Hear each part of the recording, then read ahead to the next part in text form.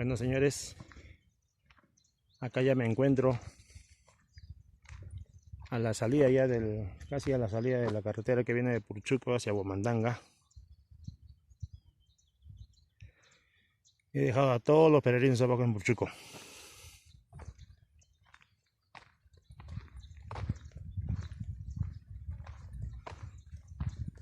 Son 9:30.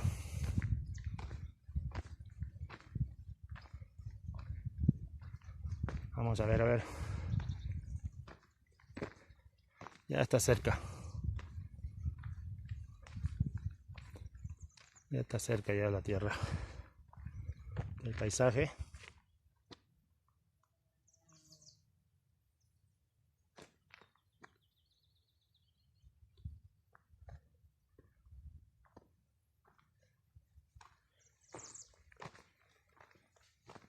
Una peregrinación más de mi persona.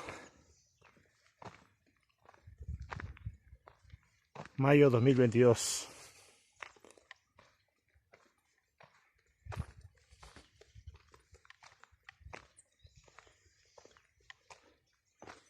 Dieguito, por allá en Lima cuando vaya,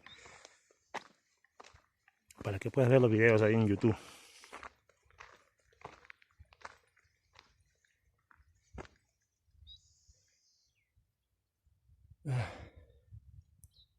Bonito el paisaje.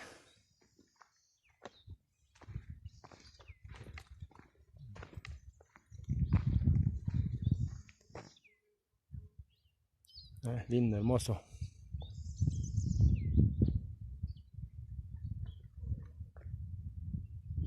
Ya. Un rato más filmo.